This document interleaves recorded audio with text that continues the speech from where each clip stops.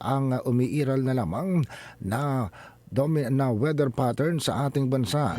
Ito ang sanhi ng mga mahinang pag-ulan sa Northern Mindanao, Davao Region, Caraga, Soc-Sargen, Lanao del Sur, Maguindanao del Norte at Maguindanao del Sur.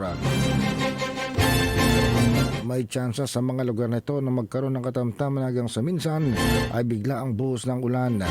Sa Metro Manila at sa natitirang bahagi ng bansa, may nakikita pa rin kaulapan sa himpapawid. Dahil dito magkakaroon ng rain showers or thunderstorms o easterlies. Sinabi ng Pag-asa na kahit tag-init na, posible pa rin ang mga pagbaha kung magkakaroon ng severe thunderstorms sa mga nabanggit na lugar. Samantala, naitala din kahapon sa Pag-asa Weather Station sa Science Garden, Diliman, Quezon City, ang temperatura kahapon sa pinakamataas alas 4 ng hapon, 32.7 degrees Celsius. At naitalang pinakamalamig kahapon alas 7 ng umaga, 21.4 degrees Celsius. Samantala, inanunsyo din kahapon ng Pag-asa na kasalukuyan nilang minomonitor ang development na nagaganap naman sa Pacific Ocean.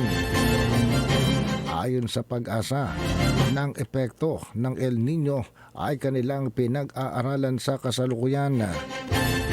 Pwede raw makaranas ng El Nino ang bansa simula sa third quarter ng taong ito, ayon pa rin sa Pag-asa. Ang El Nino isang weather phenomenon na ito ay magdadala ng tagtuyo o dry spell na maaring mamuo sa pagitan ng mga buwan ng July hanggang Setyembre. Sinabi ng Pag-asa na 62% sa ngayon ang tsansa na magkaroon ng El Nino na mamumuo sa nasabing mga buwan. Ang epekto mano ng El Nino iba-iba sa bawat lokalidad, partikular sa mga lugar na naapektohang tradisyonal ng southwest monsoon o habagat, kung saan dito ay magkakaroon ng halos normal pa rin hanggang above normal rainfall sa panahon ng extreme weather phenomenon. Maaring maging tagtuyot sa ibang lugar ng bansa at maaari namang sobrang ipapatak na ulan. Pinaalalahanan ng Pag-asa ang publiko na i-manage ang water at energy resources para daw mabawasan ang epekto ng El Nino sa bansa.